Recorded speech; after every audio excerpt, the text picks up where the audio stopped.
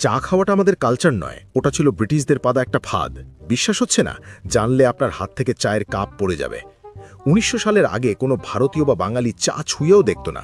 আমাদের সকাল শুরু হতো দুধ, ঘোল, লস্যি বা ফলের শরবত দিয়ে, শরীরও থাকতো চাঙ্গা।